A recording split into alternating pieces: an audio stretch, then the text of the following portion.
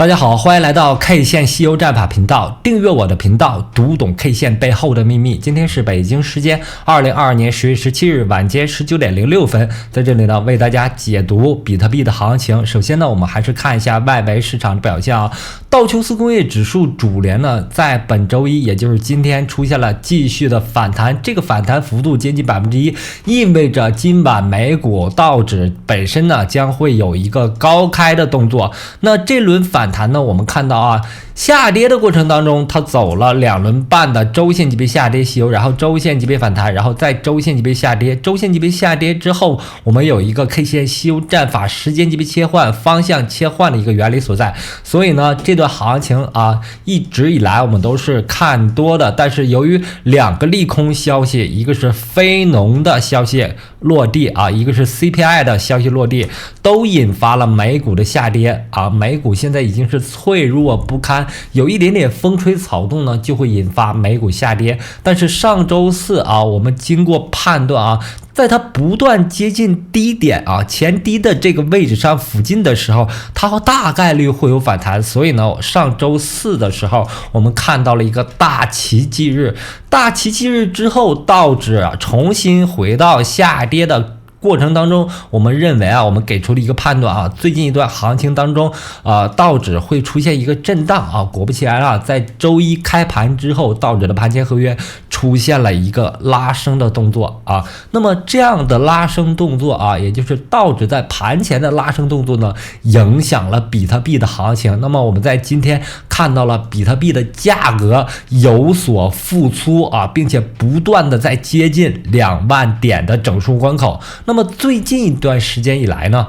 我们行情当中一直处在一个我紫色圈画的这个波谷的这个位置啊，但在这个位置，也就是说我们在18500到19000美金这个第3次波谷的这个位置游移不定啊。为什么呢？因为根据我们的 K 线西游战法，我们 K 线西游战法是对单根裸 K 进行的分析，有悟空 K 线，悟空 K 线呢就是标志性的 K 线，一段行情当中突然出现一个暴涨式的或者暴跌的 K 线，我们都管它叫标志性的 K 线。标志性的 K 线呢是被藏在山底下500年之后被压制了500年之后，突然长出来或突然跌出来的一根 K 线。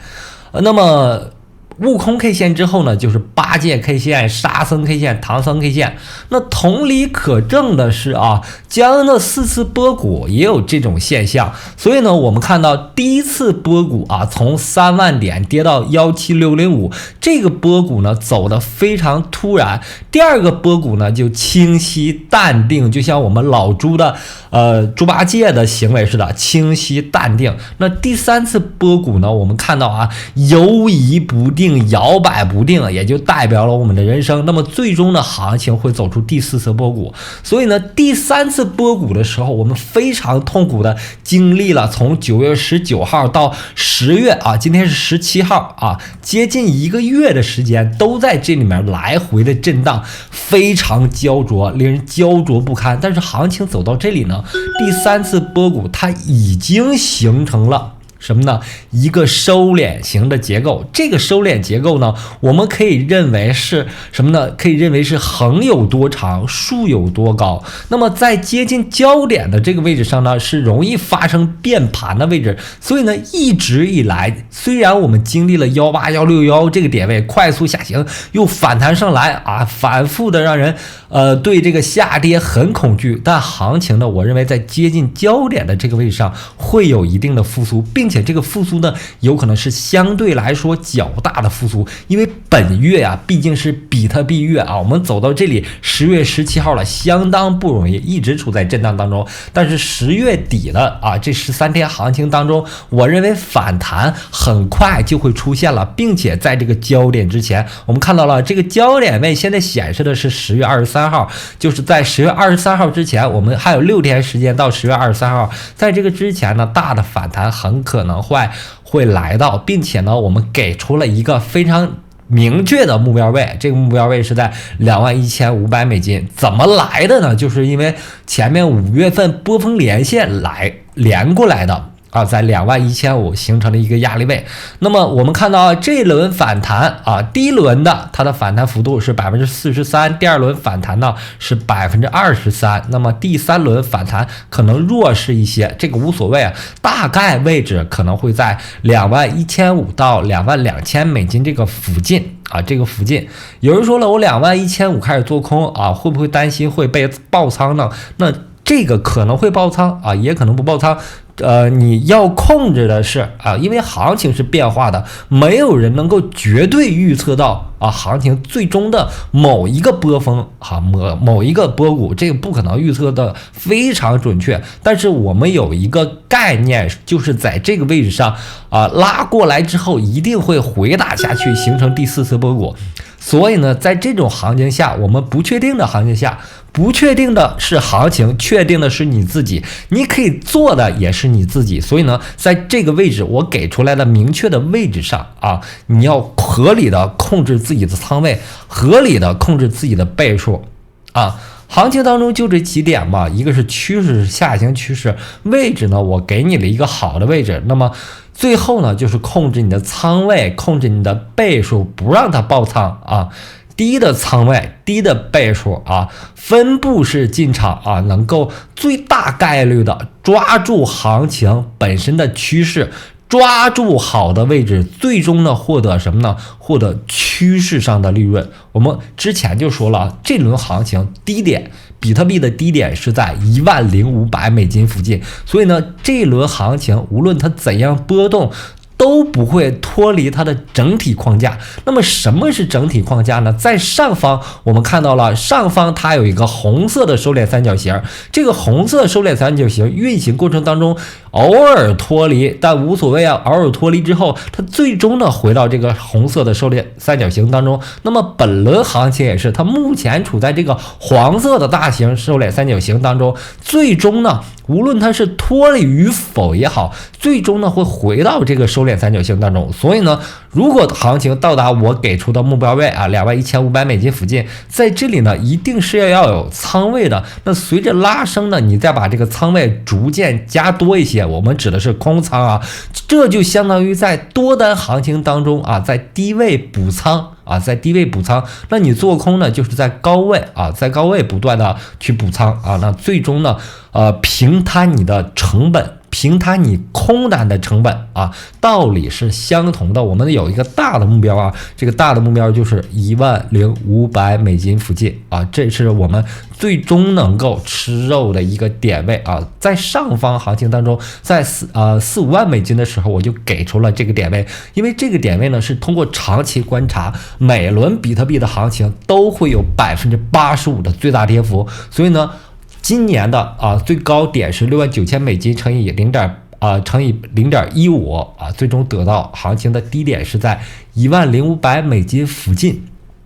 当然了，行情它是一种艺术，你不能用算术去考虑啊。这个附近呢，也可能是11000，也可能是9000，但是我们给的一个平均值啊，大概是在10500附近啊。那最终呢，本轮我们看到了底边线基本上是在19000到18500啊，这个低点呢一定会跌破的啊，耐心等待这个低点跌破。那最终呢，我们在这轮行情在不断的反弹过程当中啊，布局自己的空单，一定会得到趋势上的利润。